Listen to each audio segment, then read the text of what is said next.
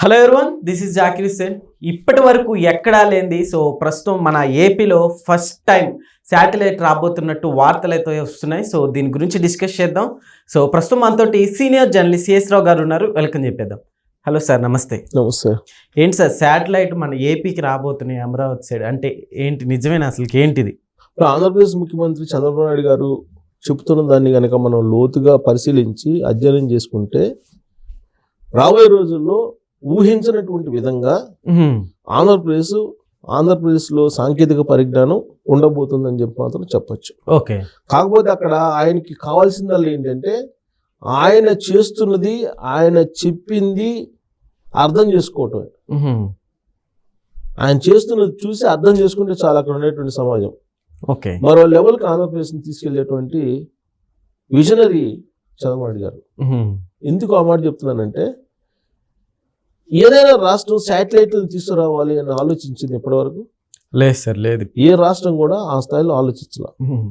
ఆయన రాబోయేటువంటి రోజులు అన్నీ కూడా అంతరిక్షం సంబంధించినటువంటి రోజులే అని చెప్పి ఇప్పుడు ఆయన ఆలోచిస్తున్నారు.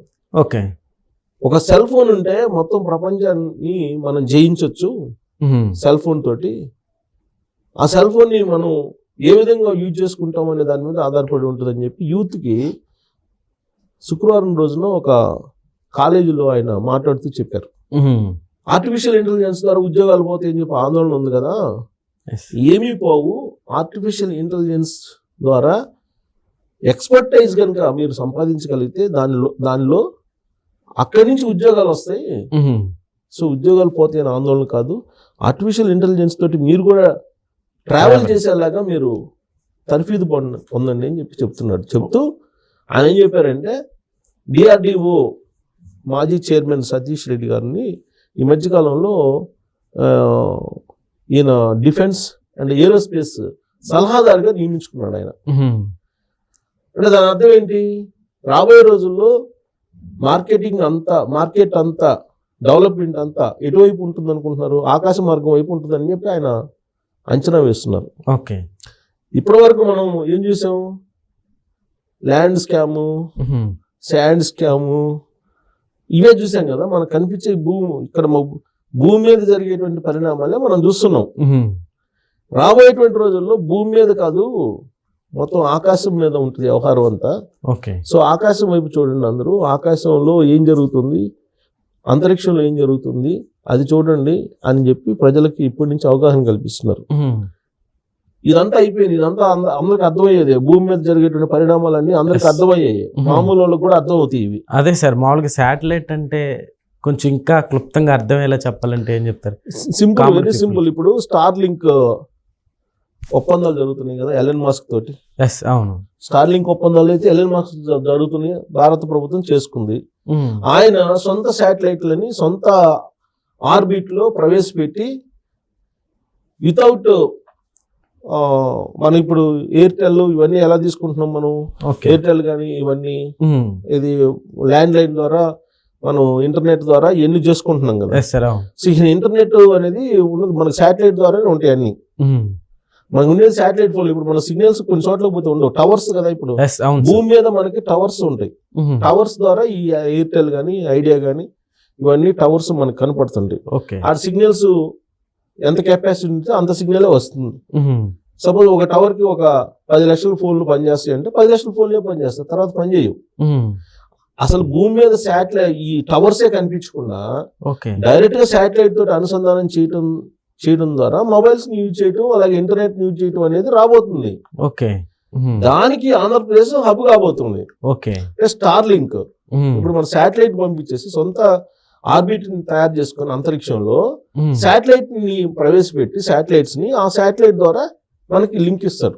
అది స్టార్ లింక్ ఒప్పందం కుదిరింది భారతదేశానికి. దాన్ని ఆంధ్రప్రదేశ్కి తీసుకురావాలి.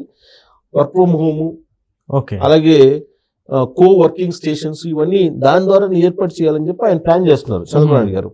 సరే, ఇదంతా ఒక ఎత్తు అయితే ఏరోస్పేస్ అలాగే అంతరిక్షం ద్వారా ఈ మొత్తం రాబోయే రోజుల్లో ఉంటుంది. కాబట్టి దాంట్లో ఆ రంగంలో పెట్టుబడులు తీసుకురండి అని చెప్పి చెబుతున్నారు. ఇప్పుడు దాదాపు 20,000 కోట్ల రూపాయలు పెట్టుబడులు పెట్టడానికి ఆ రంగంలో వస్తున్నారు. ఇప్పుడు ఎలన్ మస్క్ ఉన్నారు. ఎలన్ మస్క్ ప్రైవేట్ గా ఇప్పుడు నాసాకి సమాంతరంగా అక్కడ స్పేస్ ఎక్స్ తయారు చేశారు కదా. ఎలన్ మస్క్ తయారు చేశారు కదా స్పేస్ ఎక్స్ ని. సో ఇప్పుడు వాళ్ళు నాసా తోటి టైఅప్ అయిపోయి మొన్న ఈ మధ్య ఒక క్రూని కూడా పంపించారు. ఆవిడ్ని సునీత విలియమ్స్ ని తీసుకొచ్చింది కూడా ఎలన్ మస్క్ సంబంధించినటువంటి స్పేస్ ఎక్సే కదా. సో అలానే ఇక్కడ కూడా అంతరిక్షంలో స్పేస్ ఏరోస్పేస్ లో మార్కెటింగ్ అనేది ఎక్కువగా ఉంటుంది. మార్కెటింగ్ ఎక్కువ చేయాలి. అక్కడ పోవడానికి కావాల్సిన పరికరాలు, దానికి సంబంధించిన తయారీకి సంబంధించినటువంటి మొత్తం ఎక్విప్మెంట్స్ అంతా కూడా ఆ టెక్నాలజీ మొత్తం కూడా ఆంధ్రప్రదేశ్కి రావాలనేది ఆయన ఆలోచన. అందుకే దాదాపు 20,000 కోట్ల రూపాయల పెట్టుబడులు దాంట్లో పెట్టడానికి ప్రయత్నం చేసి సక్సెస్ అయ్యారు. తొలి విడతగా 10,000 కోట్లు పెట్టడానికి నిన్న ఒప్పందం కూడా కుదిరింది ఏరోస్పేస్. సో కాబట్టి అంతరిక్షం రాబోయే రోజుల్లో ఇప్పుడు శాటిలైట్లు ప్రయోగించాలంటే ఇప్పుడు ఇస్రో ఉంది, మనకి శ్రీహరికోటలో ఇస్రో ఉంది ఆంధ్రప్రదేశ్లోనే. అక్కడ నుంచి మీకు రాకెట్లు పంపిస్తుంటారు, చంద్రమండలానికి పంపిస్తుంటారు, ఇవన్నీ ప్రయోగాలు చేస్తూ ఉంటారు. అదంతా కూడా కేంద్ర ప్రభుత్వం ఆధీనంలోనే జరుగుతుంది. కేంద్ర ప్రభుత్వం ఆధీనంలో జరుగుతున్నటువంటి వాటిని ఇప్పుడు రాష్ట్ర ప్రభుత్వం కూడా తమ వాటా కింద రాష్ట్ర ప్రభుత్వం కూడా ఇలాంటి ప్రయోగాలు ఎందుకు చేయకూడదు అనేటువంటి ఆలోచన చేస్తున్నారు. సో చేస్తూ ఇప్పుడు రాబోయే రోజుల్లో డిఫెన్స్ అండ్ ఏరోస్పేస్, ఈ రక్షణ డిఫెన్స్ అండ్ ఏరోస్పేస్ ఈ రెండింటికి సంబంధించింది రాబోయే రోజుల్లో బాగా ఉంటుంది అని అంచనా వేస్తూ ఆ రంగంలో పెట్టుబడులు పెట్టిస్తూ ఆ ఉత్పత్తులను తయారు చేయడానికి ఆంధ్రప్రదేశ్ రెడీ చేస్తున్నారు. టెక్నాలజీ పరంగా కానీ లేదా మ్యానుఫ్యాక్చరింగ్ పరంగా కానీ. నువ్వు ఆకాశ మార్గం అంతరిక్షంలోకి పోవాలి, శాటిలైట్ కావాలి, మిజైల్స్ రక్షణ రంగంలో డిఫెన్స్ కి ఇప్పుడు మిజైల్స్ కావాలి. మిజైల్స్ ఎక్కడ తయారు చేస్తున్నారు? కొన్ని ఇప్పుడు ఇండియాలో కొన్ని రాష్ట్రాల్లో తయారు చేస్తున్నారు మిజైల్స్. ఇప్పుడు ఆంధ్రప్రదేశ్లో ఎందుకు తయారు చేయకూడదు? ఇప్పుడు అందుకే దొనకొండలో మిజైల్స్ తయారు చేయడానికి ఇప్పుడు ప్రైవేట్ వాళ్ళ చేత పెట్టుబడులు పెట్టిస్తున్నారు. అలాగే శాటిలైట్లు మనం ఎందుకు తయారు చేయకూడదు? ఇప్పుడు మొబైల్స్ ఇప్పుడు ఆల్రెడీ శ్రీ సిటీలో మొబైల్స్ తయారవుతున్నాయి, తిరుపతిలో. సో అలా ప్రతిదీ కూడా ఆంధ్రప్రదేశ్లోనే తయారవ్వాలి. డ్రోన్స్ ఆంధ్రప్రదేశ్లోనే తయారవ్వాలి. సార్ అయితే ఇప్పుడు ఈ శాటిలైట్ అంటే ఎప్పుడు వరకు కావచ్చు అంటే ఏం చెప్పుకోవచ్చు? ఇప్పుడు ఆల్రెడీ 10,000 కోట్లు పెట్టుబడి పెట్టారు. 20,000 కోట్లు పెట్టుబడి పెట్టడానికి ఈ 2029 లోపలే 20,000 కోట్ల పెట్టుబడితోటి దీన్ని శాటిలైట్ తయారు చేసేంత వరకు తీసుకెళ్లాలని చెప్పి ప్లాన్ చేస్తున్నారు. ఇప్పుడు ఇస్రోతో టైఅప్ అయిపోయి ప్రయోగాలు చేస్తారు. ఆల్రెడీ ఇస్రో ఇక్కడ ఉంది కదా, దాంతో టైఅప్ అయిపోయి ఇప్పుడు ప్రయోగాలు చేస్తారు. అలాగే రక్షణ ఉత్పత్తులు ఇప్పుడు మనకి వారు వస్తే ఒక డ్రోన్సే కదా మనకి వినిపించింది. ఇండియాకి పాకిస్తాన్కి మధ్య యుద్ధం వచ్చినప్పుడు కానీ, ఇరాన్కి ఇజ్రాయెల్కి మధ్య యుద్ధం వచ్చినప్పుడు కానీ, రష్యాకి యుక్రెయిన్కి మధ్య జరుగుతున్న యుద్ధ సమయంలో మనకు ప్రధానంగా వినిపించింది ఏంటి? Missiles, drones. సో ఈ డ్రోన్స్ ని ఇక్కడ తయారు చేయాలి అనేది కర్నూలులో డ్రోన్స్ తయారు చేసేటువంటి దాన్ని క్వాంటమ్ హబ్ గా అమరావతిని తయారు చేసి ఈ మొత్తం టెక్నాలజీతో పాటు ఇన్నోవేషన్ హబ్స్ ని తయారు చేసి డిఫెన్స్ అండ్ ఏరోస్పేస్ దాంట్లో ఆంధ్రప్రదేశ్ ముందుండాలి అనేటువంటి ఆలోచన చేయటం అనేది మామూలు విషయం కాదు. డిఫెన్స్ అండ్ ఏరోస్పేస్ అంటే ఆకాశం వైపు చూస్తున్నారు, ఇక్కడ కాదు ఉండేదంతా అక్కడ ఉంది వ్యవహారం. రాబోయే రోజుల్లో మన వాళ్ళు అక్కడికి ఎదగాలి. ప్రతి ఇంట్లో ఒక ఇండస్ట్రియలిస్ట్ ఉండాలి, ప్రతి ఇంట్లో ఒక సైంటిస్ట్ ఉండాలి, ప్రతి ఇంట్లో ఒక ఆర్టిఫిషియల్ ఇంటెలిజెన్స్ చదివినటువంటి పౌరుడు ఉండాలి. ఇలాంటివన్నీ కూడా చెప్తున్నారు చంద్రబాబు గారు. సో అక్కడ మీకు డిఫెన్స్ అండ్ ఏరోస్పేస్ అనేది ఒక పెద్ద మార్కెట్. ఇప్పుడు ఎవరైతే అవకాశాలను అందిపుచ్చుకుంటారో వాళ్ళదే ముందు ఉంటుంది అభివృద్ధి. సో చంద్రబాబు గారు అప్పట్లో 2020 విజన్ తయారు చేసి ఐటీ రంగాన్ని అందిపుచ్చుకున్నాడు. ఉమ్మడి ఆంధ్రప్రదేశ్ పనికి వచ్చింది. విడిపోయిన తర్వాత ఆంధ్రప్రదేశ్ కి పనికి రాలేదేమో అక్కడ, ఇప్పటి ఇక్కడ పనికి వస్తుంది కదా, అక్కడైతే పనికి రాలేదు. కానీ ఇప్పుడు ఆంధ్రప్రదేశ్ కి ఏది పనికి వస్తుందని చెప్పి ఆయన విజన్ తయారు చేస్తున్నారు. క్వాంటమ్ కంప్యూటింగ్ అనేది, అలాగే ఏరోస్పేస్ అండ్ డిఫెన్స్ ఈ రంగాల్లో ఆంధ్రప్రదేశ్ ముందుండాలి రాబోయే రోజుల్లో. ఆయన ఇప్పుడు చెప్తున్నారు, ఏం చెప్తున్నారు? క్వాంటమ్, ఆర్టిఫిషియల్ ఇంటెలిజెన్స్, జీనోమ్, ఈ మూడే చెప్తున్నారు. ఈ మూడింటిని ఆంధ్రప్రదేశ్ లో ప్రమోట్ చేయాలని. ఈ క్వాంటమ్ అంటే పూర్తిగా ఎవరికి తెలియదు, నాకు కూడా తెలియదు పూర్తి స్థాయిలో. క్వాంటమ్ అంటే స్పీడ్ గా ఇప్పుడున్నటువంటి క్లాసికల్ కంప్యూటర్స్ కన్నా కూడా కొన్ని వేల రెట్లు వేగంగా దాన్ని అనలైజ్ చేసేటువంటి సిస్టమ్ అనేది మాత్రం తెలుసు. బట్ దానివల్ల ప్రయోజనాలు ఎన్ని ఉంటాయి అనేది ఆ టెక్నాలజీలో బాగా నిష్ణాతులకే తెలుసు. అలాగే ఆర్టిఫిషియల్ ఇంటెలిజెన్స్ వాళ్ళ ప్రపంచాన్ని మార్చేస్తుంది. టోటల్ ప్రపంచాన్ని అసలు ఏ దిశగా మారుస్తుందో కూడా ఎవరు అంచనా వేయలేకపోతున్నారు.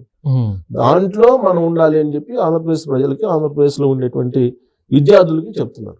ఇక జీనోమ్ వ్యాలీ రాబోయేటువంటి రోజుల్లో నీకు వ్యాధులు వస్తే దానికి జీనోమ్ దాని కనుక తెలిస్తే జీన్ అంటే డిఎన్ఏ ఇలాంటివి ఉంటాయి.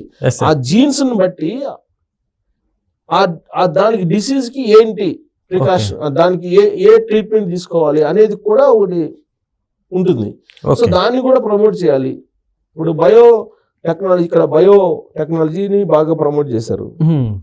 సో దాంట్లో భాగంగా మనకి మొన్న కరోనా వచ్చినప్పుడు ఇవన్నీ కూడా చూసాం మనం. బయోడైవర్సిటీ ఇక్కడ ఉంది కదా. అలాగే జీనోమ్ వ్యాలీని ఏర్పాటు చేయాలని అంటున్నారు. So genome valley, quantum valley, artificial hub ఇవన్నీ రావాలి.